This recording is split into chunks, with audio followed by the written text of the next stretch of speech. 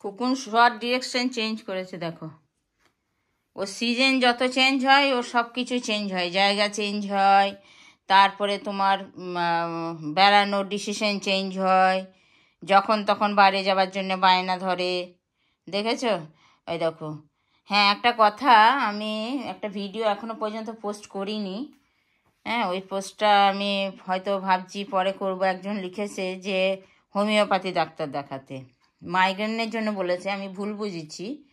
হ্যাঁ, আমি ভাবলাম পেটের ওর নখটা চিড়ে গেছে, বলেছি ভিডিওতে, সেই জন্য বোধহয় ভেবেছিলাম আমি পেটের জন্য হোমিওপ্যাথি, মানে পেট যে আছে তাদের নখটা চিড়ে গেছে, ওই জন্য হোমিওপ্যাথি করতে বলেছে। সরি, আমি ভুল বুঝেছি ওই ভিডিও কমেন্টটাতে। সেই জন্য আমি অলরেডি একটা ভিডিও বানিয়েও ফেলেছি। তা যাকে যে বলেছে হোমিওপ্যাথি কথা বলছো, আমি বড় ডাক্তার দেখেছি, হোমিও করেছি, প্রচুর কিছু করেছি, তারপরে টোটকা করেছি, তারপরে তোমার অ্যালোপ্যাথি করেছি, তারপরে তোমার কি বলবো, এমআরআই করা হয়েছে, ব্রেনের সমস্ত কিছু করা হয়েছে।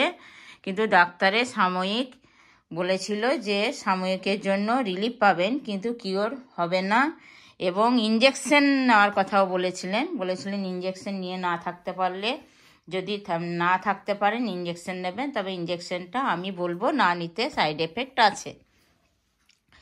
এইবার তোমাদের বলি, এই রোগটা আমার আজকের নয়, বহু পুরনো। ছোটোবেলায় যখন স্কুল কলেজ লাইফে স্কুলে পড়তাম, তখন একটা মাথা ব্যথা ছিল।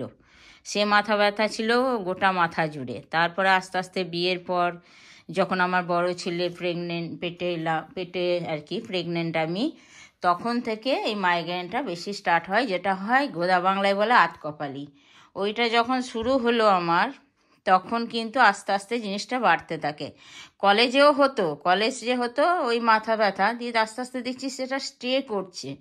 একদিন যাই, হ্যাঁ, ওষুধ খাই, একটু সামান্য রিলিফ পাই, পরের দিন আবার দেখছি আবার সেই দব দব দব দব, সে বিশাল একদম। আমার মাইগ্রেনটা অতিরিক্ত, প্রচুর ডাক্তার দেখিয়েছি, প্রচুর ডক্টর বলেছিল যে এটা একদম সারলে নিজে থেকেই যাবে, না হলে নয়।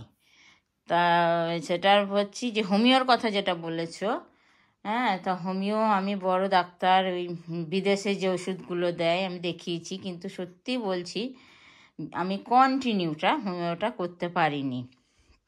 এখন রিসেন্টলি আমি দেখাচ্ছি হোমিও।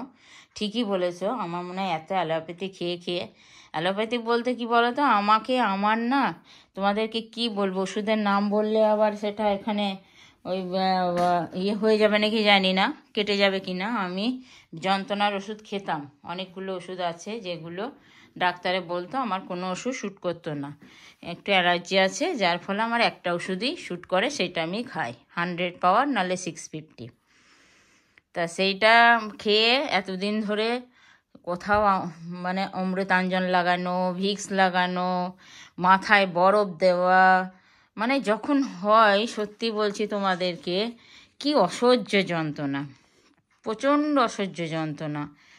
এবার আমার ছেলে মেয়েদের জন্যও ভয় হতো, এটা আমাদের হেরিডিটিতে আছে, আমার মায়ের ছিল, মায়ের থেকে মেয়ের হয়, আমার মেয়েরও অলরেডি হালকা হালকা হচ্ছে, কিন্তু আগেকার মতন আমরা যেমন অত কষ্ট পেয়েছি, এখন মনে হয় অনেক কিছু মাইগ্রেনের ওষুধ হয়তো বা বেরিয়েছে বা বেরোচ্ছে, কিন্তু পার্মানেন্ট সলিউশন হচ্ছে এটা, যে কিছু খাবার থেকে না কি থেকে, এটা ডক্টরে বলে, কিন্তু কিছুতেই কিছু হয় না। আমি যদি সিদ্ধ ভাত খাই তাও হয়, আমার অনেক কিছু বাধা ছিল, পেঁয়াজ বাধা ছিল, রসুন মানা ছিল, এগুলো খাওয়া যাবে না, কোনো আইসক্রিম, দুধের প্রোডাক্ট বলো, না খেয়ে ওই বয়স থেকে থাকতে পারতাম। এককালে খুবই ভুগেছি, এখন আস্তে আস্তে মনে হচ্ছে যেটা ওটা একটা নার্ভ থেকেই হয়, ওটা দুর্বল হয়ে যায়, ওই দুর্বল থেকে আস্তে আস্তে বলে যে ওটা অনেকটাই কম, আগের থেকে অনেকটা। যদিও আগে মানে তোমাকে কি বলবো, মাসে হয়তো আমি 15 দিন থেকে 20 দিন মানে পড়ে থাকতাম, বলতে বিছানায় পড়ে থাকার মতন তো আমার হতো না, মানে কাজ করতে হতো না, বিছানায় পড়ে থাকা আমার হতো না, কারণ ছেলে মেয়েরা তখন কলেজ, তখন স্কুল থেকে আসতো, কলেজ থেকে আসতো, ওর খাবার করা, কিন্তু ওই শুয়ে বসেও কাজ করতে হতো। সেই জন্যেই আমি এখন এবার অ্যালোপ্যাথি খাই না। আর তবুও যন্ত্রণা যখন হয় তখন মানে পেন কিলার একটা খেতে হয়। তবে আমি এখন অ্যালোপ্যাথি খাওয়ার হোমিওপ্যাথি খাওয়ার চেষ্টা করছি।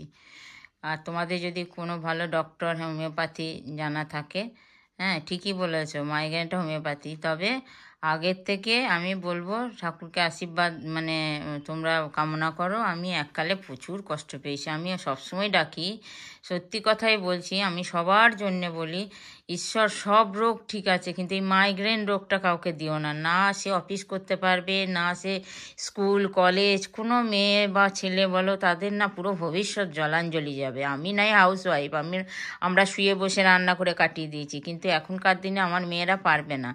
ওই জন্য আমি বলি যতই পয়সা টাকা যাই থাক না কেন, এই রোগটা যেন কাউকে দিও না। মাইগ্রেনের রোগটা অসহ্য কষ্টকর যন্ত্রণা। হ্যাঁ, এটাই বললাম তোমাদেরকে। আর দেখো কুকি এইটা কেমন ঘুমিয়ে গেছে। চলো আমি আমি তোমাদেরকে আর একটা খুব জরুরি কথা বলবো, সেটা পরের ভিডিওতে বলবো। চলো টাটা, বাই বাই।